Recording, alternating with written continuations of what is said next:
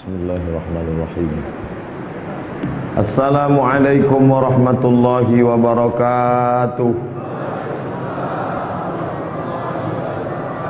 Alhamdulillahilladzi akramana bil Islam, wassalatu wassalamu ala sayyidil anam wa ala alihi wa ashabihi wa baraka wa sallam. Subhanaka la ilma lana illa ma 'allamtana innaka antal alimul hakim. Rabbi shrah li sadri wa yassir li amri wahlul 'uqdatam min lisani yafqahu qawli. Hadirin hadirat, muslimin muslimat, alim ulama, cerdik pandai, tokoh masyarakat, yang besar tak dihimbau gelar, yang kecil tak disebut nama. Insyaallah kita semua dimuliakan Allah Subhanahu wa taala. Amin ya rabbal alamin. Berkaitan dengan Maulid Nabi Muhammad sallallahu alaihi wasallam, maka orang Riau tidak mengkhususkan membaca Maulid hanya pada 12 Rabiul Awal, tidak pula mengkhususkan pada bulan Rabiul Awal. Mengayun anak baca Maulid, pengantin malam berinai baca Maulid, acara akikah baca Maulid. Yang dimaksud Maulid itu apa? Itulah syair-syair, pujian-pujian yang disusun oleh Imam Al-Barzanji, ditulis oleh Imam Abu Ja'far Al-Barzanji. Apa isi Maulid itu? Puji-pujian. Abtadi'ul imla bismidzatil aliyah. Itu diambil dari hadis Nabi. Kullu amrin zibalin, setiap amal yang baik, walam yubda bi bismillah, kalau tak disebutkan nama Allah, wa huwa aqta, segala amal baik kalau tak disebut nama Allah maka amal itu putus. Mau pergi berangkat kerja, sebut nama Allah. Mau makan, sebut nama Allah. Mau masuk kamar mandi, Allahumma inni a'udzubika minal khubuthi wal khaba'is. Mau tidur, sebut nama Allah, bismika Allahumma ahya wa amut. Mau masuk masjid, sebut nama Allah, Allahumma aftah li abwaaba rahmatik. Maka di awal Maulid itu dibaca abtadi'ul imla, aku mulai kekosongan, bismidzatil aliyah, dengan nama Allah yang tinggi. Mustadirran faidhal barakati ala ma ana lahu, dengan ingin mengharapkan barakah. Wa aulah, baru dia baca bismillah. Bismillahirrahmanirrahim. Al jannatu wa na'imuha sa'dun liman yusalli wa yusallim wa yubarik alaihi. Itu pun diambil dari hadis Nabi. Mana hadisnya? Man shalla alayya salatan, siapa yang berselawat kepadaku satu kali, sallallahu alaihi wa asyara, Allah balas 10 kebaikan. Wa hutat anhu asyara sayyiat, ditutupi 10 kesalahan.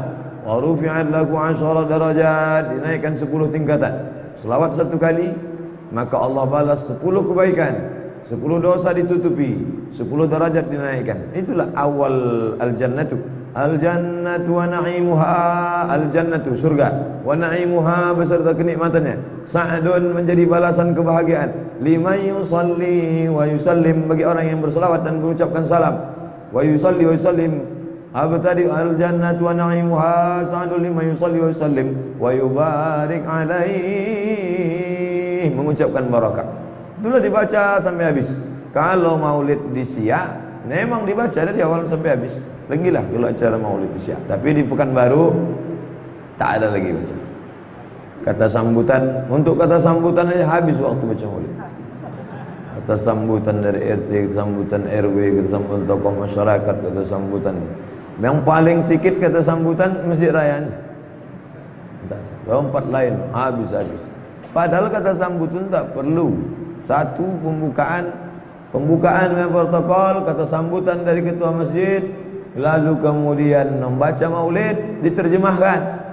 Kalau tak bisa membaca Maulid, tak bisa terjemahkan, ceramah. Nah, itu maka diisi dengan ceramah. Sejarah Nabi, bagaimana Nabi kecil, bagaimana akhlak Nabi, bagaimana Nabi sedihnya ditinggal ibunya, bagaimana Nabi dengan paman-pamannya, bagaimana dia menikah, bagaimana sejarahnya. Habis itu doa. Kalau kata Imam Al-Hafiz Jalaluddin Abdurrahman As-Suyuti, makan. Nah, di dalam itu ujungnya ada makan. Ini entah ada makan entah tidak, Allah. Ada namanya Khalifah buktikin, itu dipotongkannya 1000 ekor kambing. Maulid Nabi 1000. Saya kalau kaya saya 1000 kambing saya potong. Dibuasinya manisan 5000 piring manisan. Begitulah hebatnya mereka mengenang Nabi Muhammad sallallahu alaihi wasallam. Itu yang mengarang kitabnya Al-Hafiz Jalaluddin Abdul Rahman As-Suyuti. Jadi kalau mau tradisi ini tak hilang, buatlah ibu-ibu yang kepala sekolah, bapak-bapak pimpinan perusahaan, buat musabaqah lomba baca Barzanji. Kalau di Jawa mereka tak baca Barzanji, mereka baca Burdah. Kalau di Palembang mereka baca Simtud Durar. Isinya sama, pujian-pujian kepada Nabi Muhammad sallallahu alaihi wasallam. Jadi kalau dikatakan apa itu orang ngaji itu ingat Nabi cuman bulan Rabiul Awal aja. Tak. Kita ikat Nabi setiap hari, ingat Nabi. Allahumma salli ala sayyidina Muhammad wa ala ali sayyidina Muhammad. Setiap berdoa ingat Nabi. Alhamdulillah rabbil alamin wassalatu wassalamu ala sayyidina Muhammadin nabiyil ummi wa ala alihi wa sahbihi wa baraka wasallam. Setiap hari kita baca sejarah Nabi, hadis-hadis Nabi. Ini. Malam ini kita masuk hadis yang ke-6. Pertemuan yang ke-7. Tambah muqaddimah dulu, hadis yang ke-6. An Abi Abdillah. Biasanya orang Arab disebut dulu kunyahnya di awal, tak langsung nama. Abi Abdillah. An Abil Qasim Muhammad sallallahu alaihi wasallam. Nabi Muhammad Abul Qasim, karena anaknya namanya Qasim, Abul Qasim. Nama anaknya Abdullah, maka dia disebut Abu Abdillah. An Abi Abdillah, nama periwayat hadis yang kita kaji malam ini An-Nu'man ibnu Bashir. Nu'man ibnu Bashir radhiyallahu anhu. Pindahlah orang Makkah ke Madinah. Di Madinah ada orang Yahudi, Yahudi Bani Nadir, Yahudi Bani Quraidah, Yahudi Bani Qainuqa, Yahudi Khaybar. Apa kata orang Yahudi? Saking bencinya sama orang Islam, tengoklah orang Makkah sama orang Madinah ini tidak akan hamil. Tak akan ada hamil orang Makkah yang pindah ke Madinah. Dan orang Madinah ini pun karena menyambut Muhammad, dia tak akan hamil. Maka ditakdirkan Allah, hamillah perempuan namanya Amrah binti Rawahah, saudara kandung dari Abdullah ibnu Rawahah. Ada sahabat Nabi namanya Abdullah ibnu Rawahah, dia punya saudara kandung perempuan namanya Amrah binti Rawahah. Hamil dia, lahirlah anak laki-laki. Inilah dia yang meriwayatkan hadis malam ini, An-Nu'man ibnu Bashir, membantah pernyataan orang Yahudi. Kalian bilang tak bisa hamil, nih buktinya hamil. Takdziban lil Yahud. Jadi kelahiran dia memang betul-betul Bashir, kabar gembira, busyra. Lahir anak, hamil ternyata si Amrah binti Rawahah, hamil dia, ya. Kalau begitu bohong kemarin. Orang-orang yang lemah iman percaya dia. Nah, sekarang pun ada juga orang hasad, orang dengki. Tengoklah, nikah dia sama anak 4 bulan, ya. Tengoklah kalau hamil, sampai mati takkan hamil. Rupanya dia naksir dulu sama anak bapak. Tiba-tiba hamil, kembar pula 4. Baru tahu, pingsan dia kontan. Hamillah Amrah binti Rawahah. Senanglah kaum muslimin. Biasalah orang Yahudi kalau sudah hamil. Sebelum hamil apa kata dia? Takkan hamil. Setelah hamil apa kata dia? Paling-paling mati dalam kandungan. Setelah lahir apa kata dia? Alah, paling-paling anaknya jahat. Pokoknya berkawan sama orang kafir ni kenyang kita. Jadi kalau ada tetangga, kawan, jamaah masjid model begitu, itu otak-otak Yahudi. Tak tahu. Berkawan akrab, sama-sama ngaji, nikah dia duluan. Sakit hati, si anu udah nikah. Tengok aja lah kalau hamil istri. La ilah. Mestinya doakanlah. Dulu begitu orang payah hamil. Sekarang tak. Nikah Januari, April lahir. Emanglah dunia ini. Awwalu mauludin lil Ansar, dan ini adalah anak orang Ansar. Tidak lagi dibawa nama suku. Di Madinah ada 2 suku besar. Pertama nama suku Aus, yang kedua suku Khazraj. Aus sama Khazraj. Tapi begitu Islam datang, hilang Aus, hilang Khazraj, berubah menjadi Ansar. Nasara, menolong. Ansar, mereka lah yang datang muhajirin dari Makkah, tak ada rumah, tak ada tempat, tak ada makan. Walladzina tabawwa'ud dar, mereka yang menyiapkan rumah tempat tinggal. Berapa lama Nabi menumpang sebelum rumahnya siap? Bernama rumah sahabat. Bahkan sahabat menawarkan rumahnya. Abdurrahman bin Auf susah, datang Sa'ad bin Rabi', Abdullah bin Auf, ini rumahku, mana yang kau mau? Pilih mana yang kau mau. Begitulah sahabat-sahabat dulu. Maka mereka disebut dengan Ansar, yang datang dari Makkah, macam-macam sukunya. Tapi setelah ke Madinah tak lagi ditengok, tapi ditengok Muhajirin. Begitu juga kita, ada Minangkabau, ada Jawa, ada Melayu, ada Batak, ada Mandailing Natal, ada Karo, ada Sunda, tapi tak lagi ditengok. Siapa itu? Jamaah Masjid Raya Senapela. Sudah menjadi jamaah masjid. Siapa itu? Jamaah masjid. Tak lagi bawa-bawa suku. Tapi suku tak hilang, tetap ada. Tapi yang ditengok adalah kebersamaan. Jadi kalau masih ada lagi orang bawa-bawa suku, maka pelajaran penting Khazraj, dari suku Khazraj. Lalu kemudian dia, Nu'man bin Bashir ini umurnya panjang, pernah tinggal di negeri Syam. Di Madinah, naik dia ke atas, tinggal di negeri Syam. Suriah, Lebanon, Yordania, Palestina. Tinggal dia di tempat namanya Hims. Pernah pula menjadi qadhi. Qadhi sekarang hakim agung di Dimashq. Bahasa Arabnya Dimashq. Orang barat menyebutnya Damaskus. Dimashqi, orang Damaskus. Damaskus itu orang barat yang buat. Damascus. Bahasa Arabnya Dimashq. Hurufnya berat. Ada shin, ada qaf. Payah mereka menyebut shin, disebutnya Damas. Payah menyebut qaf, disebutnya Damaskus, Dimashq. Sampai ke tempat kita Himdamsik. Wa imaratul Kufah. Pernah pula dia diangkat menjadi amir, gubernur. Jadi hakim pernah di Damaskus, pernah pula menjadi amir di Kufah. Kufah sekarang Irak. Jadi zaman Sayyidina Abu Bakar, Umar, Utsman, Ali, itu provinsi saja. Makkah di tengah, Madinah di atas, Syam provinsi Mesir, provinsi Syam, provinsi Irak, provinsi Yaman. Provinsi dipimpin oleh amir, pemimpin. Tapi sekarang menjadi negara. Negara Yaman, negara Irak, negara Suriah, negara Palestina, negara Lebanon, negara Yordania, dan Makkah Al-Mukarramah masuk dalam kekuasaan Najd, yaitu Saudi Arabia. Negara Mesir dulu itu satu kekuasaan dipimpin oleh khalifah, pemerintahannya khilafah, nama pemimpinnya khalifah. Dia pula orangnya syairan, penyair. Kami Pak Ustaz dilarang bersyair sama guru kami. Katanya berdalil dari surat Yasin. Wa ma 'allamnahu asy-syi'ra wa ma yanbaghi lah. Kami tidak ajarkan syair kepada Muhammad dan dia tidak layak bersyair. Kenapa syair tak layak bagi Nabi? Ini perlu kita pahami kronologisnya. Nu'man bin Bashir penyair. Sahabat Nabi penyair. Ada nama sahabat Nabi Nu'man bin Bashir, kana syairan, penyair. Hassan bin Thabit. Ada perempuan dua dari Mesir, satu namanya Sirin, satu namanya Maria. Maria itulah yang lahir dari Maria, anak Nabi Ibrahim.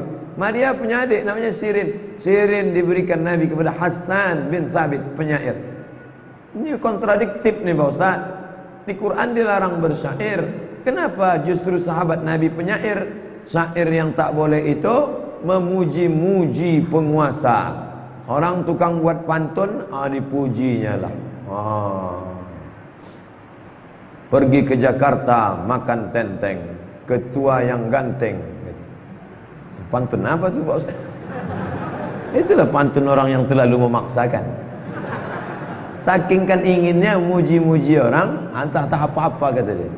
Yang penting bohong, dusta, makanya dilarang bersyair. Tapi kalau kita syair itu apa? Itulah pantun-pantun orang Melayu. Orang Melayu ni kalau bersyair berpantun, Masya Allah. Berapa kali saya diundang acara akad nikah, Diundang jam 8, jam 9 cerita burung aja.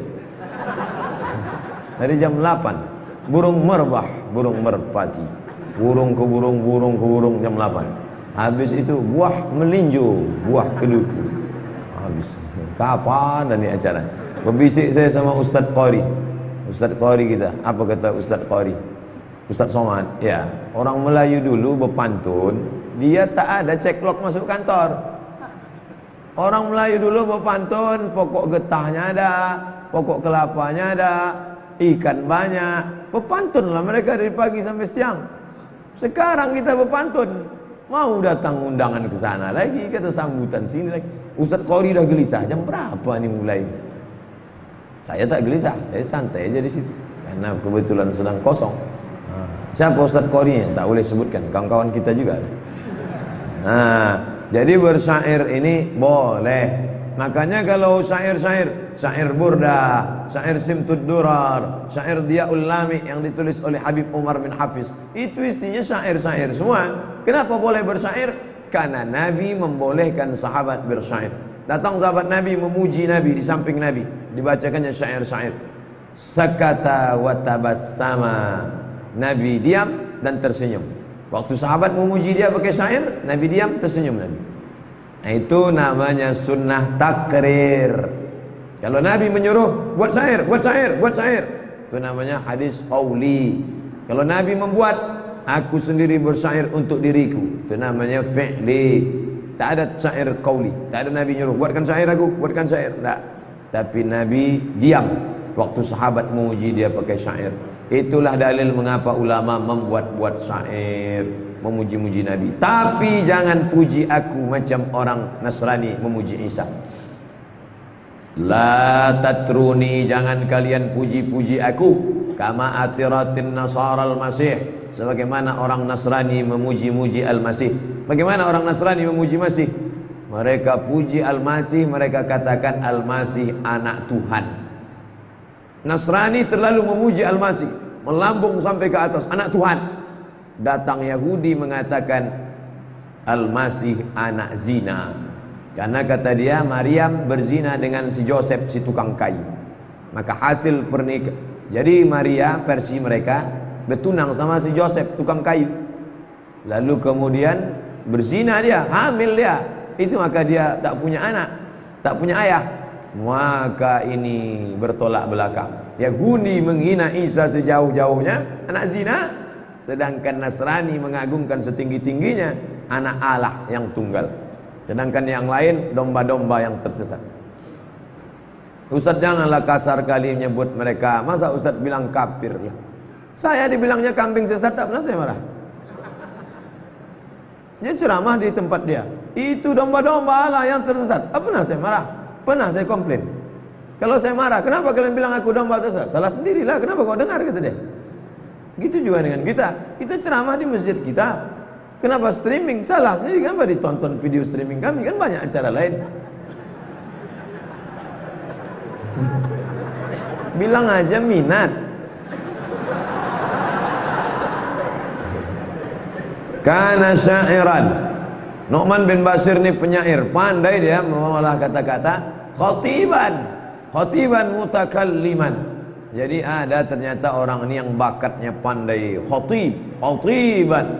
Memang dia orator, mutakalliman, hebat ngomong. Tapi ada pula orang yang datar. Jadi dari zaman dulu pun sahabat Nabi begitu. Nu'man bin Bashir indah mengungkap kata-kata, khatiban, orator, mutakalliman, hebat bicara.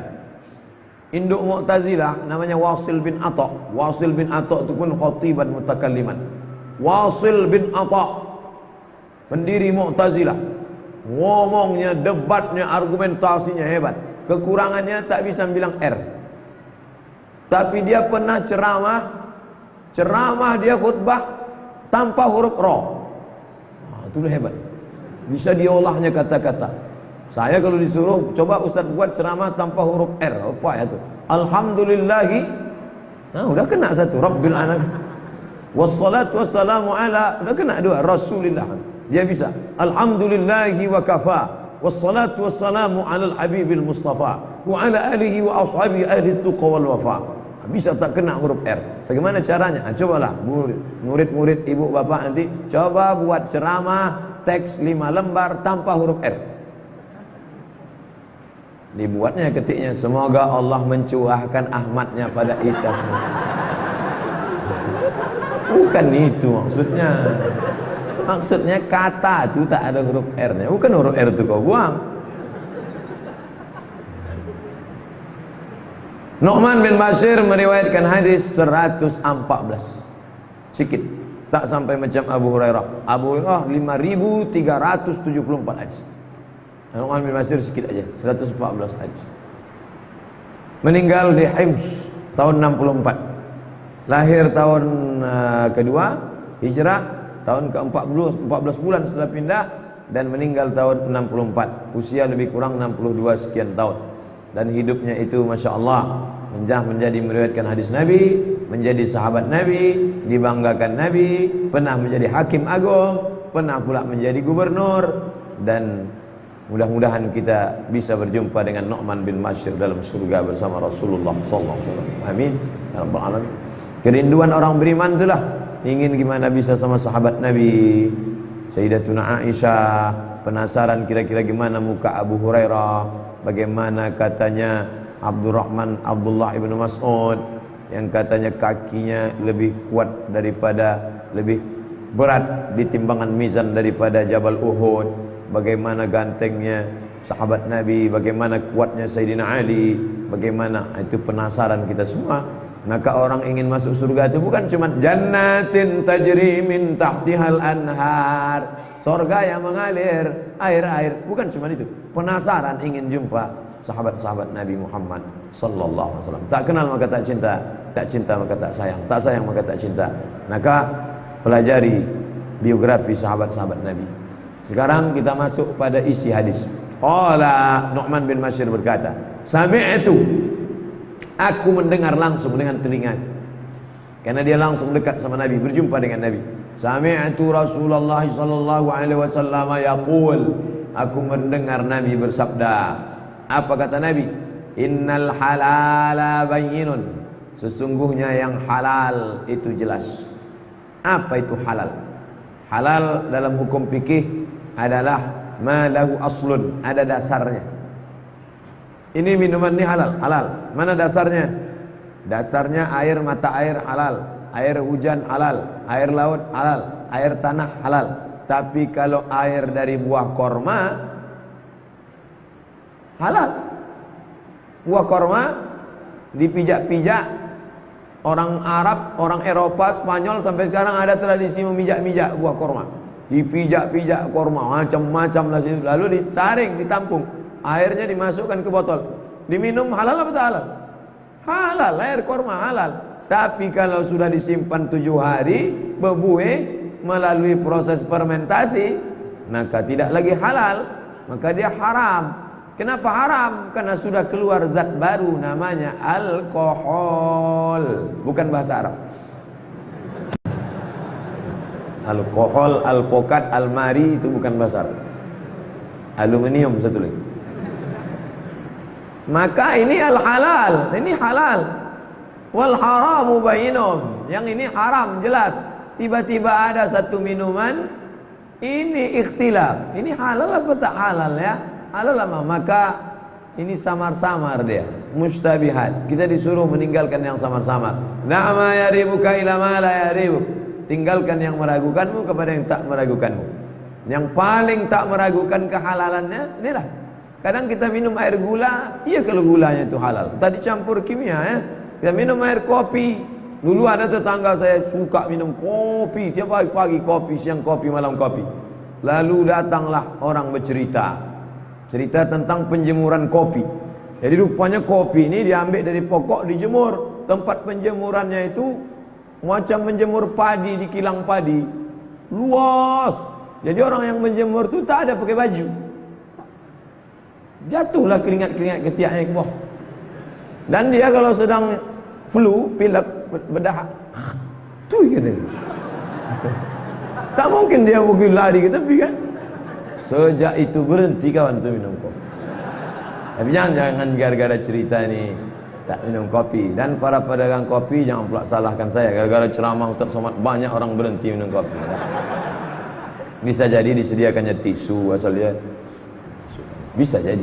Itu cerita ya. Sanadnya pun tak jelas. Ini yang paling tidak pengaruh. Tidak ada tehnya, tidak ada. Jadi Ustaz nyindir, tidak. Saya bukan nyindir kopi teh.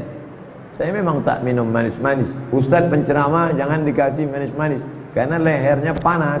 Pita suara panas, dikasih minum gula rusak pita suara. Kata orang, saya tak tahu. Ibu bapak yang dokter coba teliti betul atau tidak itu. Jangan-jangan orang itu memang tak mau membuatkan teh, dibilang ya gitu. Kata banyak orang ngasih tahu saya, Ustaz jangan minum-minum manis, yang paling bagus. Al-halal, halal diambil dari kata 3 huruf. Rata-rata huruf kalimat Arab itu 3 huruf. Masjid, sajadah. Masjid diambil dari 3 huruf, sajadah.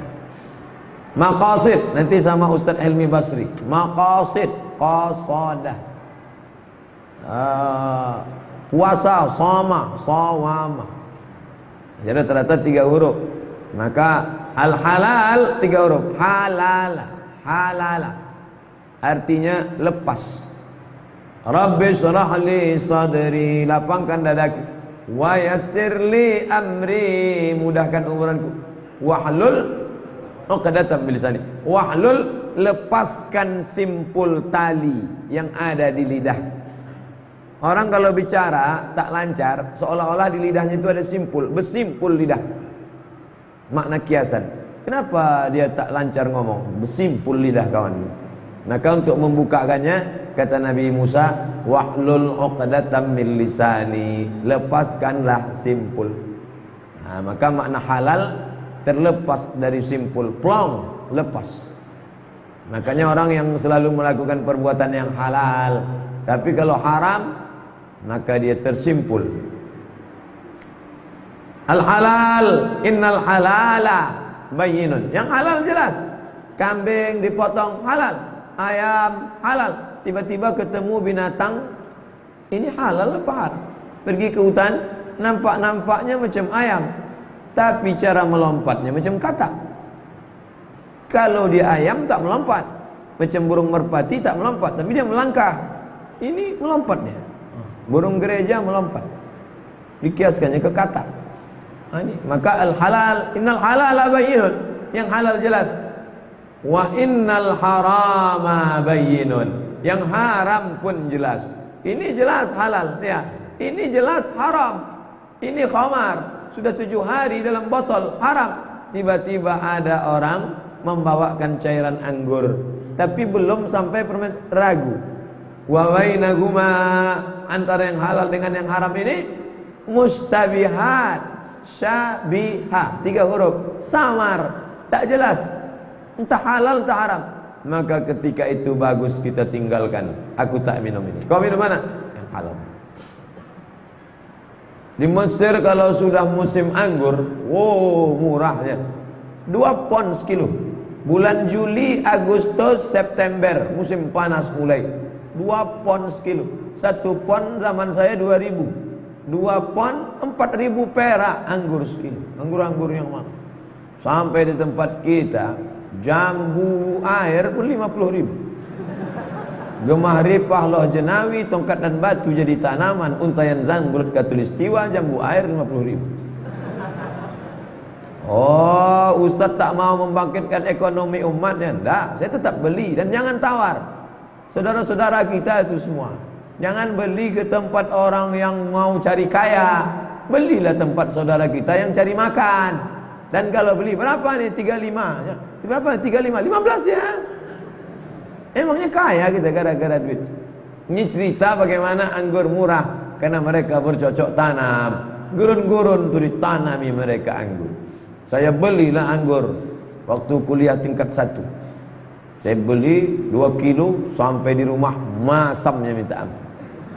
Rupanya anggur hijau masih muda, mau dibuang sayang.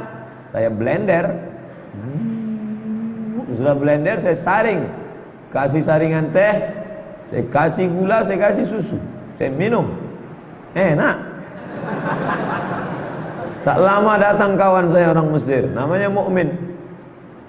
Mukmin, anda tanya, ma ra'yuka bi 'asir inab? Apa pendapat engkau tentang jus anggur? Wal haram ya akhi. 'Asir inab haram ada, la tashrab, kata dia. Haram.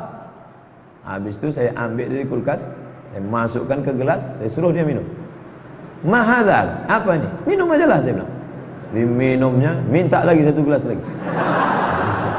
Saya kasih lagi. Sudah selesai, tanya penasaran, dia apa nih? Inilah dia asir anggur itu, saya bilang.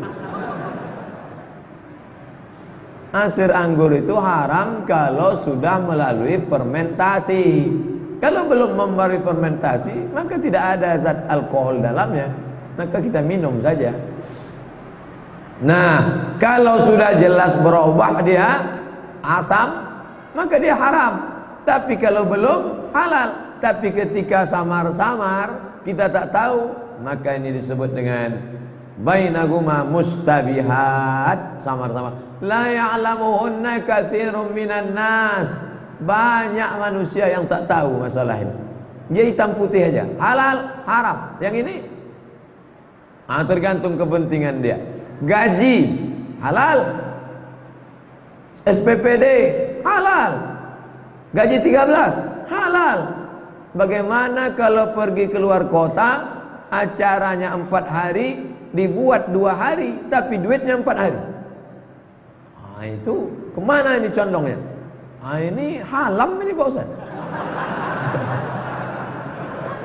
Gabungan antara halal sama haram. Apa hukumnya nih Pak Ustaz? Kami pergi pakai pesawat Garuda, tapi kami buat laporannya pesawat Lion. Kau naik Lion apa? Lion. Acaranya 5 hari, kami padatkan jadi 2 hari, tapi tanda tangannya 5 dan duitnya dapat 5. Ini halal apa haram Pak Ustaz? Haram, saya bilang. Betul nih Pak Ustaz, haram saya bilang. Tapi saya bagi sebagian untuk Ustaz. Ini tak sama pendapat ulama tentang ini. Ini ada beberapa ikhtilaf ini. Ada Hanafi, ada Maliki, ada Syafi'i, ada Hambali. Kita tengok dulu berapa untuk saya tu. Jadi kalau sudah haram tu haramlah dia. Innal halala bayyinun wal harama bayyinun. Ustaz Somad, ya, kami tugas di airport. Apa tugas kalian? Mengambil barang-barang yang tinggal dari penumpang-penumpang pesawat, mau dikargokan tak sempat, pesawat sudah mau terbang, akhirnya mereka terbang. Ini banyak ini. Ada kue, ada jus, ada roti. Gimana kalau kami bawa pulang ke rumah, kami kasih ke istri kami? Ini mustabihat ini. Tapi alhamdulillah masih banyak yang nanya ke saya. Gimana hukumnya nih Pak Ustaz? Saya bilang tak usah kalian kasih, tapi ini syubhat, samar-samar. Jadi gimana Pak Ustaz? Kalau saya dikasih oleh atasan saya satu koper kadang makanan ini, kau bawa, tapi jangan bawa ke rumah. Jadi kemana? Kasihkan ke anak yatim, fakir miskin, panti jompo. Loh, sama aja, berarti kan mereka makan haram juga, makan syubhat. Ini milik umat, dibalikkan ke umat. Hadhihi ummatukum ummatan wahidah. Ini punya umat, dibalikkan ke umat. Anak saya kan umat juga Pak Ustaz. Anak kau umat yang mampu, ini umat yang susah melarat. Dia sudah lama tak makan kue, maka selamatkan. Tapi godaannya luar biasa. Makanya kalau terkait masalah kita tanya ke orang lain. Saya kalau masalah orang, dia tanya ke saya jawab. Tapi kalau terkait masalah saya, tidak, saya putuskan. Saya tanya orang lain. Dulu Pak Fulan bin Fulan ngasih saya duit. Ini Ustaz, kasih duit pakai amplop. Ditulis di situ zakat. Saya tanya Komisi Fatwa MUI, Ustaz Samsudin Muir, LCMA. Assalamualaikum Bang. Waalaikumsalam. Ini ada orang ngasih aku amplop. Katanya zakat. Aku boleh tak dapat zakat? Oh, kau tak boleh dapat zakat. Kau kan ada gaji di UIN. Kau tak boleh dapat zakat. Tak saya buka, karena kalau saya buka tentu saya sendiri berfatwa. Itu ditengok merah halal ini, maka tak saya buka. Tanya dulu. Jadi gimana nih? Balikkan katanya. Pak cari lagi bapak ibu tuh, balikkan. Balikkan. Bilang serahkan berhak dengan bahasa yang santun supaya dia jangan tersinggung. Yalah. Saya tanya Ustaz Samsudin karena tipis. Kalau segini saya carikan dalil-dalil pendukung. Innal halala bayyinun. Yang halal itu jelas. Wa innal harama, yang haram pun jelas. Dan banyak orang terpeleset bukan karena aspal belum kering. Karena nampak dia, ini aspal belum kering, jangan lewat. Jangan lewat, masih basah, lantai basah, jangan lewat. Orang selalu terpeleset karena kulit pisang. Karena dia tak hati-hati pada perkara yang kecil dan remeh-temeh sepele. Orang jalan terpeleset karena batu yang besar, karena dia hati-hati. Tapi biasanya terpeleset karena batu-batu kecil. Oleh sebab itu hati-hati dengan syubhat, kata kita. Innal halala bayyinun, yang halal jelas. Wa innal harama bayyinun, yang haram jelas. Wa bainahuma mustabihat, antara yang halal dan haram ada yang samar-samar, hitam putih, tapi ada abu-abu. Hati-hati.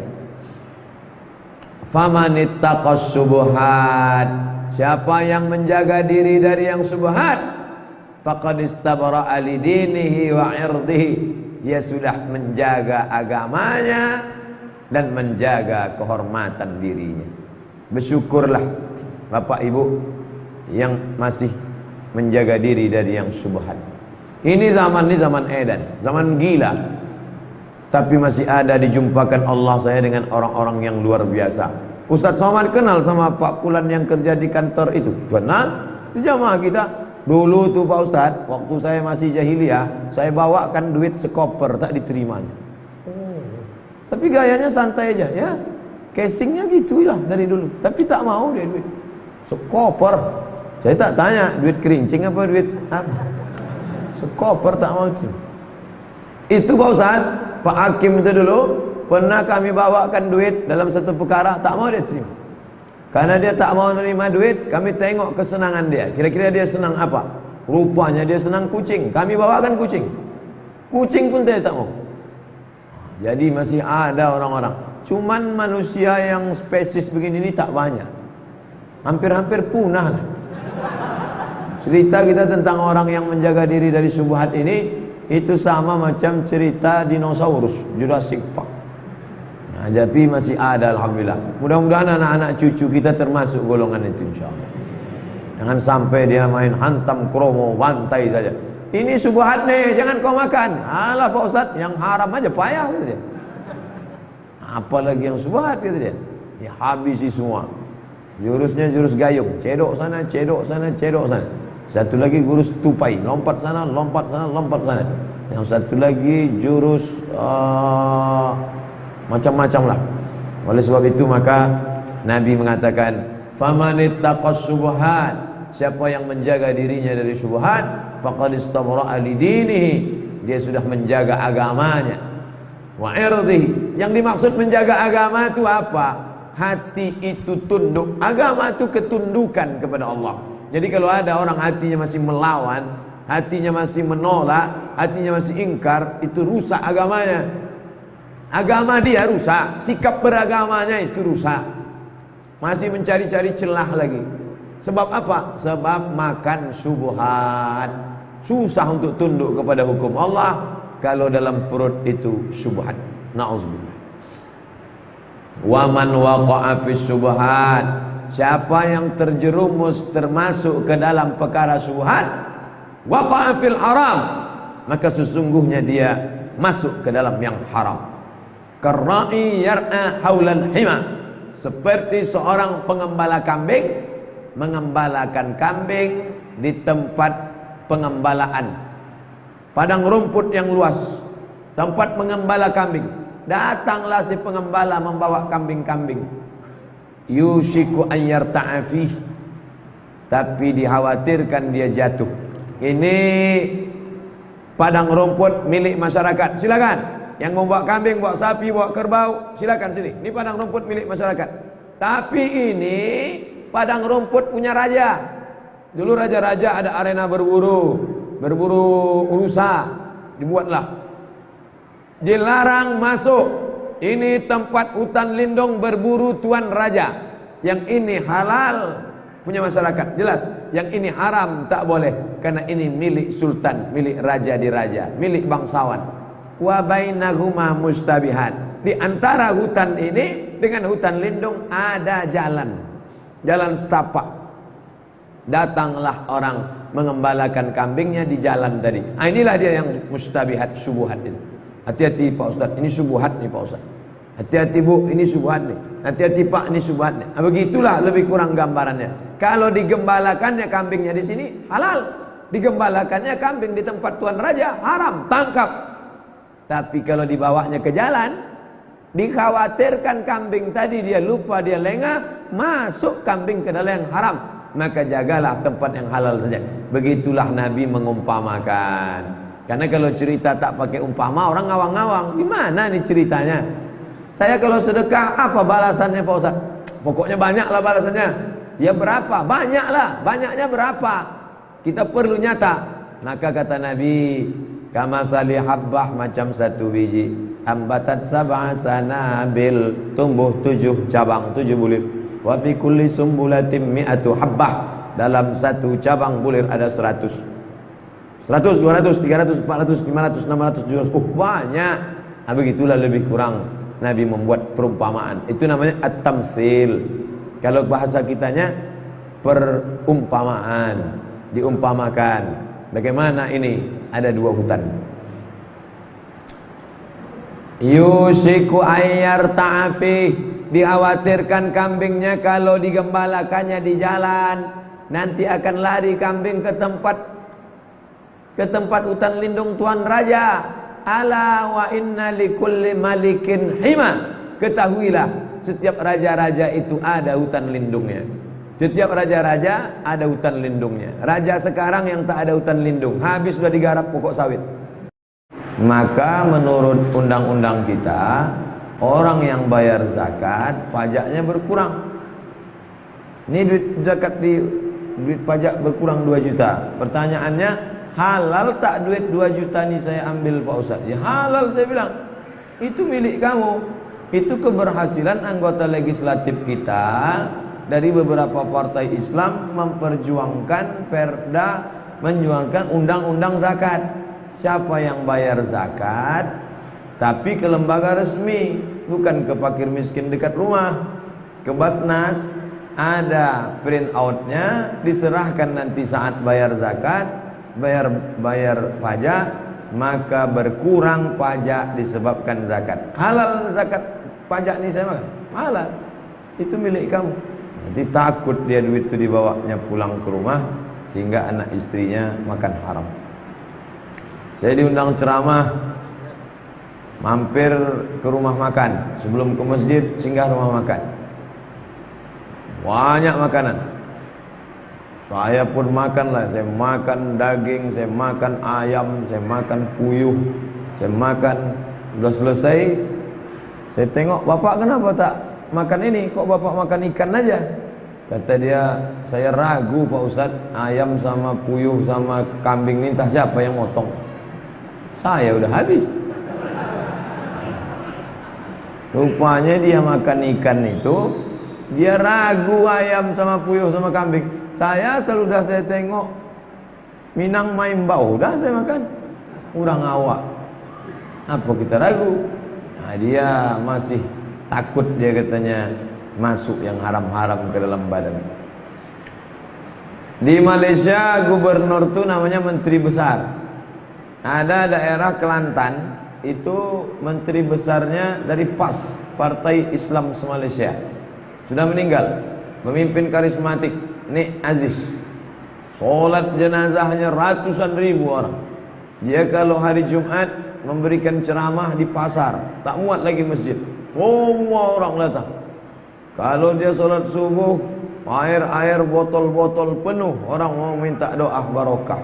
Jabatannya gubernur, hidup sederhana, makan di lantai. Kata kawan saya yang dari Kelantan, pernah satu acara Nik Aziz datang bawa nasi bungkus. Panitia pun heboh, kenapa bawa nasi bungkus? Karena kata dia, saya ragu makan di piring ini. Piring ini entah pernah dipakai makan yang tak suci. Kalau menurut kita itu suci, asal nampak bersih suci, dah makan kita.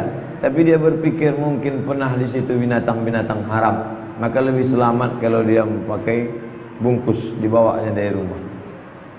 Nah, itu di tempat kita mungkin tak ada. Saya pernah jumpa di Riau ini ada. Pas kami makan, saya pakai sendok. Bapak tak pakai sendok?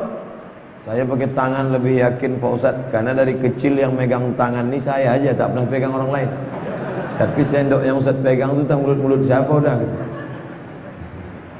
Nah, jadi masih ada orang-orang yang menjaga diri takut syubhat.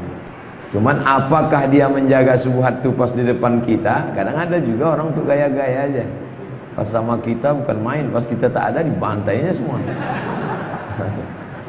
Oleh sebab itu, ittaqillaha haitsu ma kunta. Kalau kau takut sama yang syubhat tadi, haitsu ma kunta, baik sendirian maupun sama orang banyak.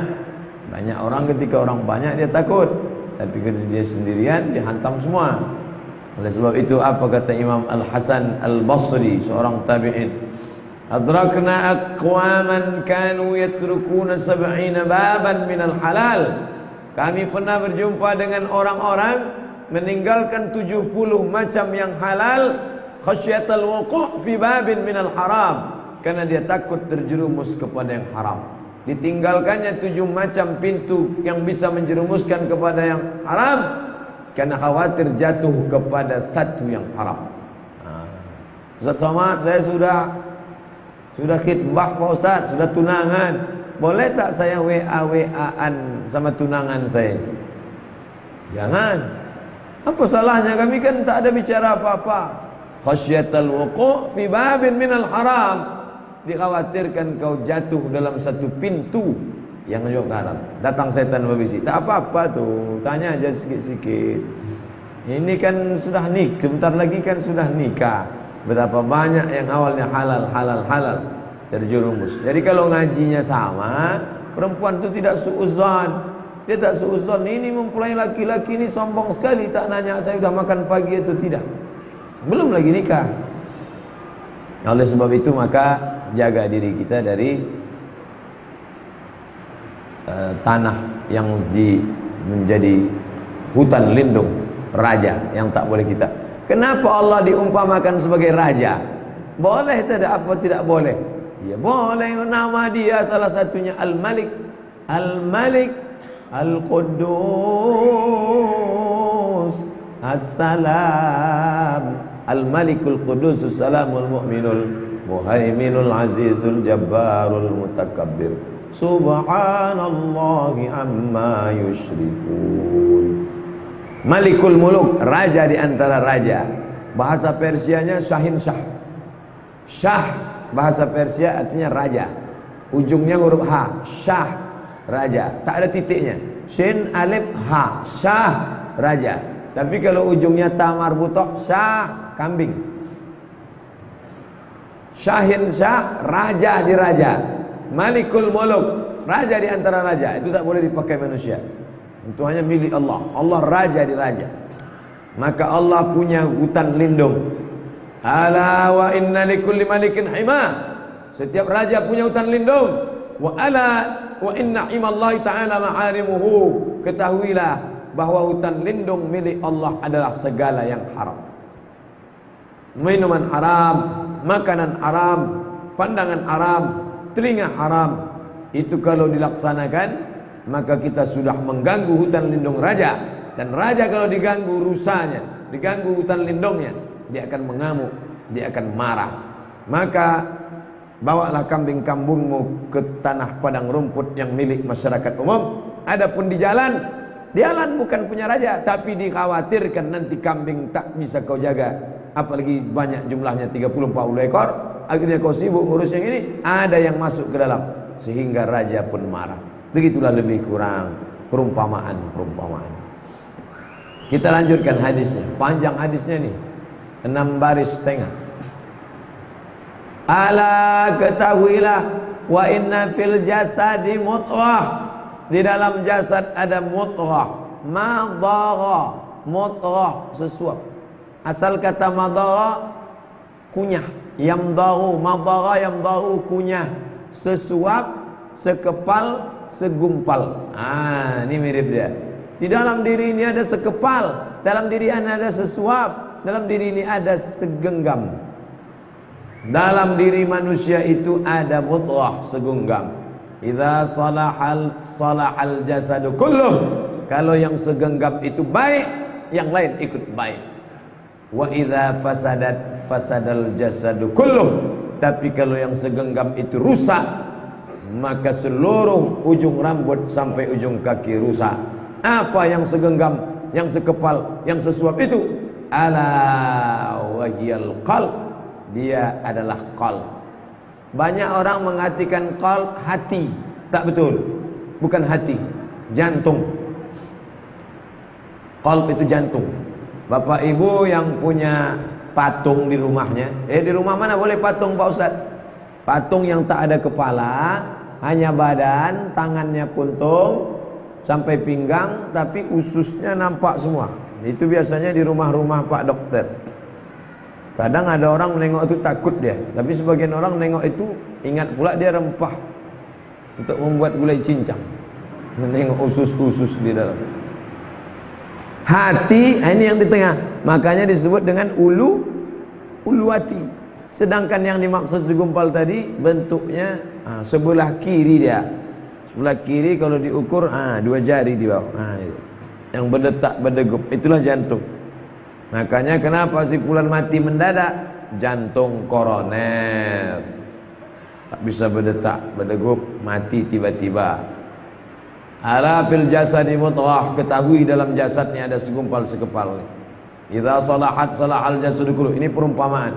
Ini salah satu mukjizat Nabi. Dari mana Nabi Muhammad SAW tahu? Padahal waktu itu belum ada rumah sakit jantung Indonesia, belum ada lagi orang tahu jantung inilah segala sesuatunya. Kalau sudah jantungnya rusak, maaf cakap, tak normal, oksigen naik ke otak, peredaran darah terganggu, stroke ringan, mati.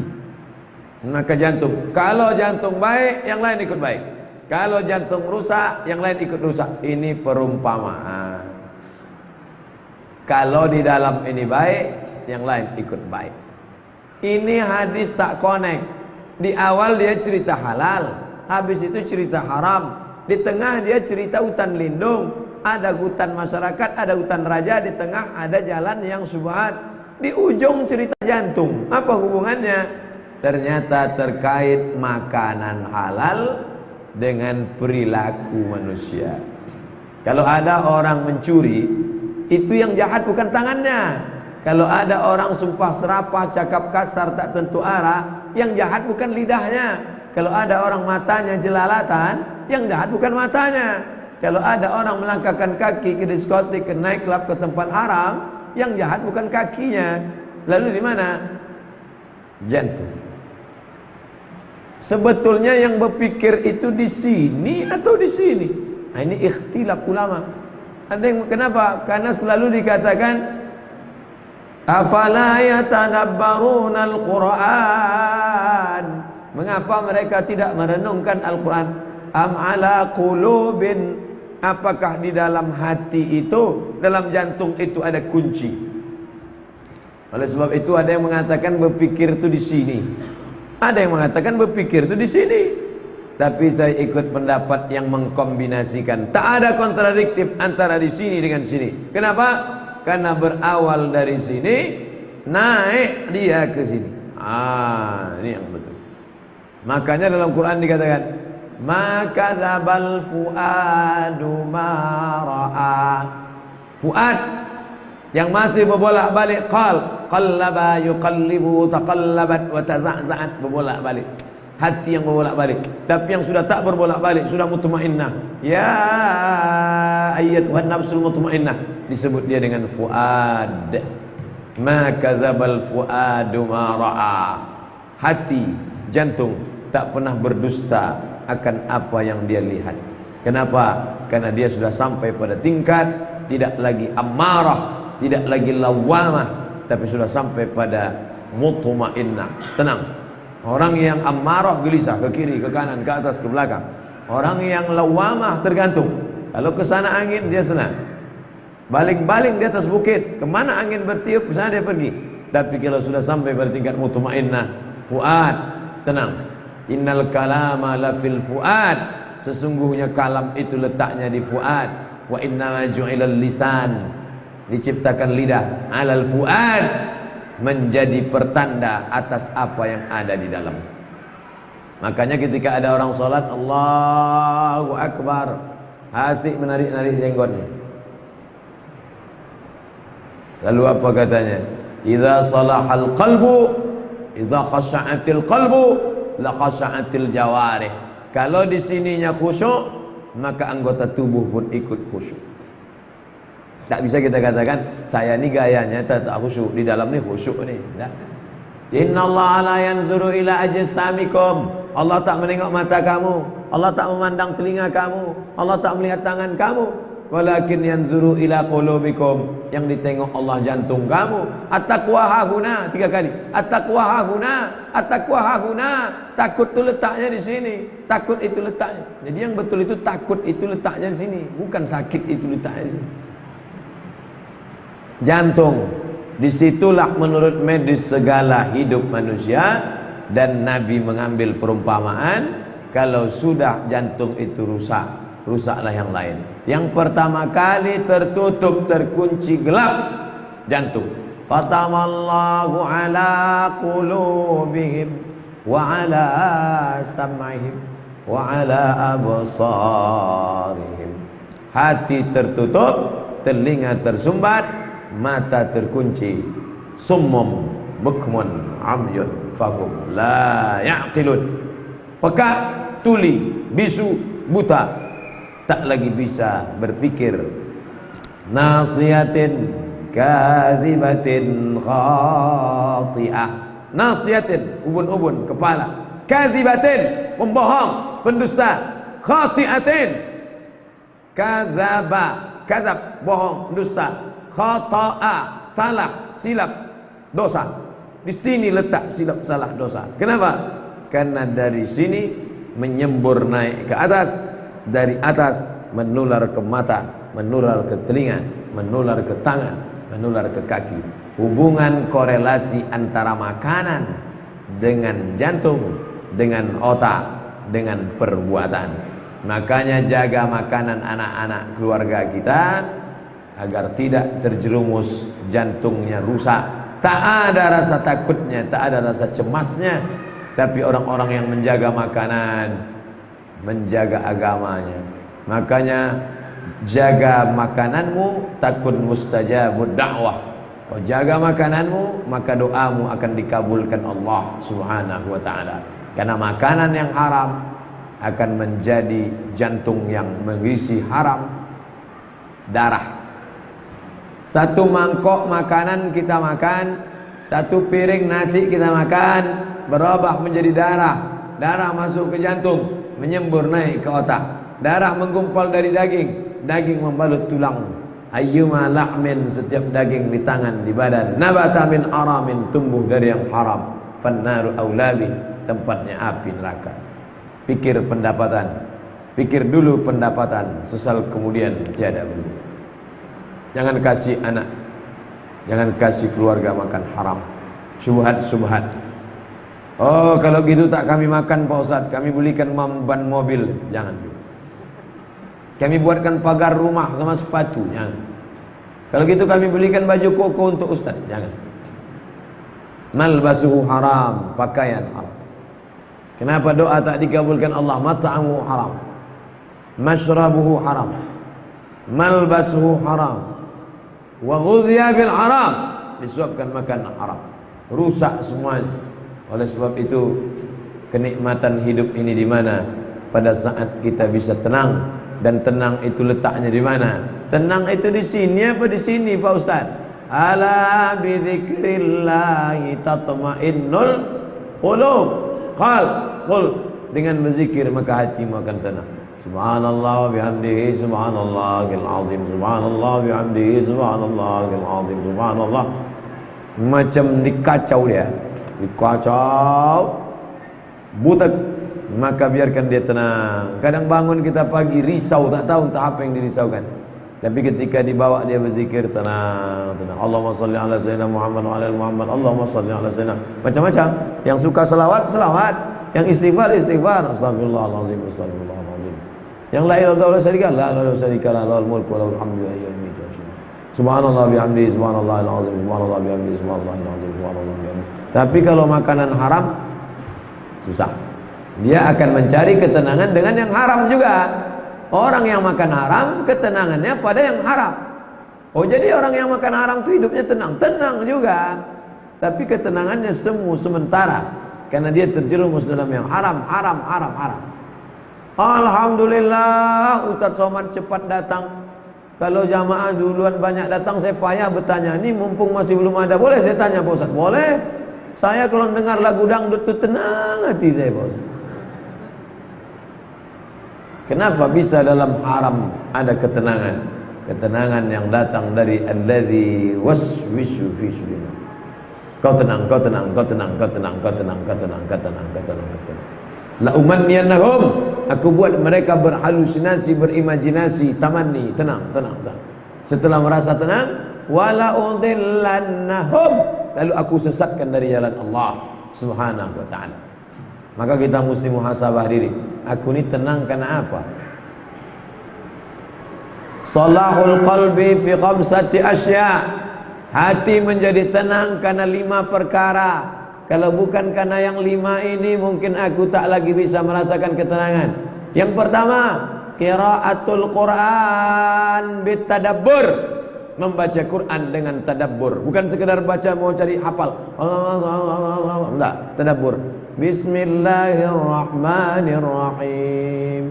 Wasiqal ladzina taqaw rabbahum ilal jannati zumara. Orang yang takut kepada Allah dibawa, digiring menuju surga sampai kepada pintu surga. Futihat abwabuha, dibukakan pintunya. Wa qala lahum khazanatuha, berkatalah para penjaganya, salamun alaikum tibtum fadkhuluha khalidin. Menetes air mata karena mengenang, masuk tak aku dalam golongan yang akan dibawa, mendapatkan ucapan selamat. Ketenangan hati ada dalam 5 perkara. Yang pertama, qiraatul Quran bitadabbur. Yang kedua, khala'ul batn. Khala' kosong, batan perut. Perut kosongkan. Tadi alhamdulillah saya sholat tadi, apa pula banyak kuih-kuih dekat Quran ni? Rupanya untuk yang khala'ul batan, dikosongkannya perut. Ini makin panjang pengajian saya ini, makin banyak dosa saya. Jemaah dari tadi mengosongkan perut sudah. Yang ketiga, qiyamul lail, tahajud malam. Allahu akbar. Yang keempat, at-tadarru' 'inda sahur. Waktu menjelang sahur, jam 4, jam 3, jam 4, bangun, mandi bersih, duduk berzikir, tadarru', rendahkan hati menjelang sahur. Salat tahajud, salat zikir, astagfirullah, astagfirullah. Wa bil ashari hum yastaghfirun. Pada waktu sahur mereka banyak beristighfar. Yang kelima, mujalasatus salihin, duduk bersama orang-orang soleh. Duduk bersama Habib Umar bin Hafiz, duduk bersama Syekh Ali Jum'ah, duduk bersama Syekh Muhammad Mutawalli Asy'arawi di Mesir, duduk bersama Dr. Mustafa Umar, duduk bersama Dr. Muardi Muhammad Saleh, duduk bersama Dr. Saidul Amin. Mujalatus salihin, duduk bersama orang-orang soleh. Ini ucapan siapa nih Pak Ustaz? Syekh Ibrahim Al-Hawwas. Itu bukan opik punya. Tombo ati ono 5 perkarane, baca Quran, gua apa meneh aku ora urung. Itu diambilnya dari sini. Dinyanyikannya dalam bentuk lagu. Tombo ati ono 5 perkarane, salahul qalbi fi khamsati asya. Nan pertama baca Quran, qiraatul Quran. Yang kedua khala'ul batan. Yang ketiga qiyamul lail. Yang keempat tadarru' inda sahur. Yang kelima duduk sama orang-orang soleh. Nah, ini baik. Bapak Ibu yang dimuliakan Allah Subhanahu wa taala. Tak lama kita makan minum duduk bersama sahabat. umur pun terus berjalan, habis itu mati. Apa yang dikejar, ambil sana, ambil sini, subuhat, bantai, akan haram. Nauzubillah. Bukan lama dinikmati. Dikumpulkan yang haram, dikumpul. Tak sempat menikmatinya. Berapa lama orang yang mengumpulkan harta puluhan tahun, tapi dia sendiri pun tak sempat menikmatinya. Nauzubillah. Tapi berapa banyak pula orang tidak pernah sikut kiri, sikut kanan, tanduk depan, sipak belakang, tak pernah merusak orang. Tenang-tenang saja, tapi hidupnya nikmat. Malah dia pula menikmati yang dicari orang. Nah, ini luar biasa. Kita ini hidup ni simple, tak terlalu ribet, tapi tidak pula menggantungkan diri lalu tidak berusaha sama sekali. Dah. Kau kenapa tak berusaha? Saya takut Pak Ustaz, nanti saya makan haram. Dah. Kita tetap berusaha mencari yang halal. Kulu, makanlah min thayyibat, yang baik-baik. Itulah kaji kita pada malam hari ini. Lebih kurang 20 menit setelah salat Isya. Mudah-mudahan ada manfaatnya. Yang baik datang dari Allah, yang tak baik dari hamba Allah yang dhaif.